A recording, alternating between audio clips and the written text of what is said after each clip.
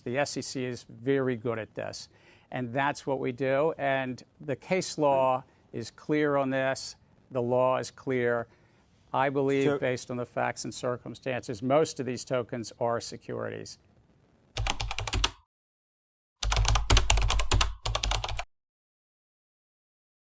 And I am worried that the lack of regulatory clarity has actually resulted in less innovation in that space than there otherwise might have been, because people have been worried that they don't want to get anywhere near close to these ambiguous borders that the regulators have set up. Yeah, so crypto is actually many different things. So there are some crypto commodities that should be regulated by the CFTC. And in the future, they may even want to regulate spot trading of commodities, which doesn't happen in other commodities for crypto. Then the SEC should be regulating crypto securities. And I actually think that could be a very important and big business in terms of how people raise capital for their businesses and investments, things like that in the United States and elsewhere. And then crypto is also many other things. You know, it has stable coins, which are more like currencies. It has artwork like NFTs. And in the future, it's going to have even other things, you know, decentralized identity systems and new ways to build applications. So unfortunately, it's kind of like when the internet first came out, people had wanted to think of it as one type of thing, but it turned out to empower many different types of use cases. And so there'll be different regulators for different aspects of the crypto economy. Coinbase has been calling for clear regulation and trying to work with policymakers for quite a while. We've made some progress on that across various G20 countries, but I think it'll serve as a wake-up call and sort of a moment of catalyst where we'll get more clear regulation in the United States. And I think that'll actually be a good thing for both Coinbase and the whole industry. In that there has been this enforcement first tone. And that sends a very specific message to the industry, which is beware. And particularly at the SEC, we have a lot of questions about where their jurisdiction begins and where it ends. And because we do not have a regulatory framework, businesses have to guess. And if you guess wrong, they're going to come after you. That central test.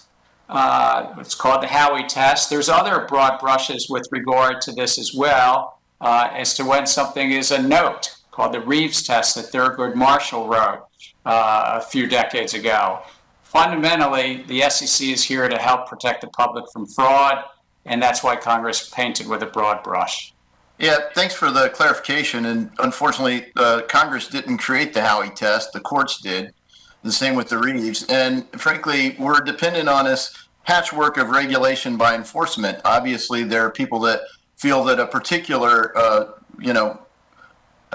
token like Ether is treated differently than one like XRP, for example, is a matter that's before you right now, because of the same thing. Is it centralized or is it decentralized? Who has control? And I think that really gets to the issue. Congress really should clarify. We've had a bipartisan legislation called the Token Taxonomy Act drafted since 2018. We can't get a hearing on it. It would provide a bright line test that would apply a 1950s case law, Howey test, to modern digital assets and provide some of that clarity. But could you... It's because of this centralization that you come to this conclusion. And my point is, it is not reasonable to fail to provide clarity, to provide the definition of exactly where on this continuum you have a sufficient common enterprise that it qualifies as a security and where you don't. You've said Bitcoin doesn't. Some of your colleagues have said Ethereum doesn't. But a reasonable developer who wants to comply with this doesn't know where that line is drawn. So I think where we might have a difference is there are many factors, and so it's not one spectrum of centralization versus decentralization. What the Supreme Court, and I try to stick to, they're the Supreme Court, and there'll be debates about other laws. I try to stick to what they say, a common enterprise. I think about a group of individuals in the middle. That developer is in the middle, and the investing public's betting on them, counting on them, even if the token might be on 1,000 computers. That's not what the Supreme Court's looking at. It's not about the token being on 1,000 computers. It's just like a group of developers in the middle. But if there is nobody controlling it in the middle, that's what we call decentralized, and that does happen. As you know, of course, the Howey test requires all four of the tests to be met in order for something to be defined as a security. More definitional clarity with respect to digital assets, and if so, do you have any specific suggestions? Well, I really appreciate that question. That is the most important issue in the short term for the industry. And so let me just pick up where Mrs. Wagner left off.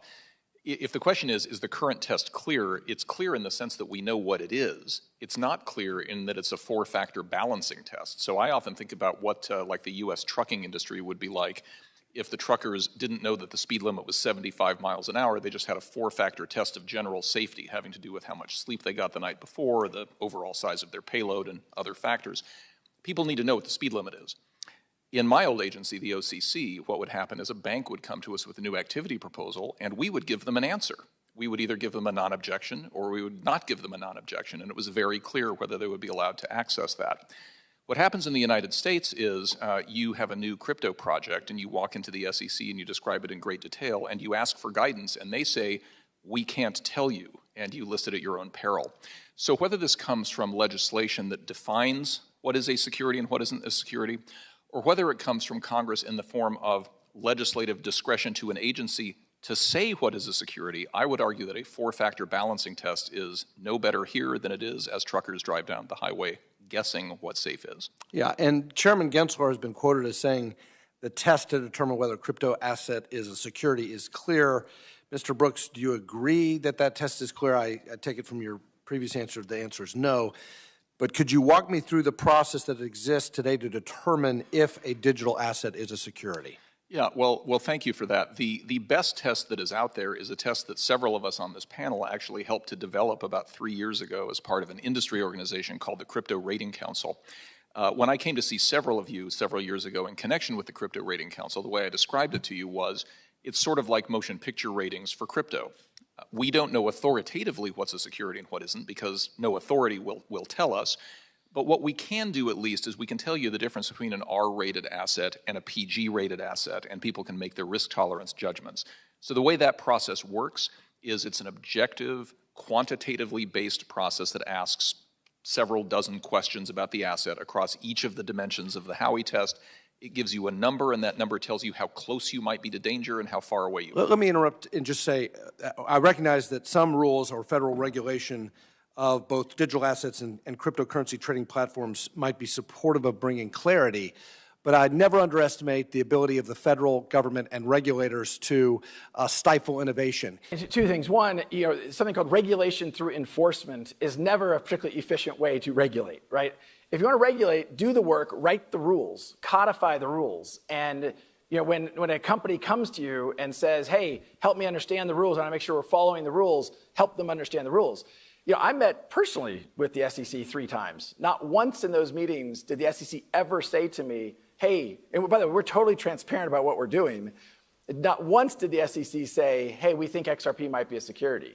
So then for the later on to go back and say, hey, the whole time we thought XRP was a security, we just didn't tell you.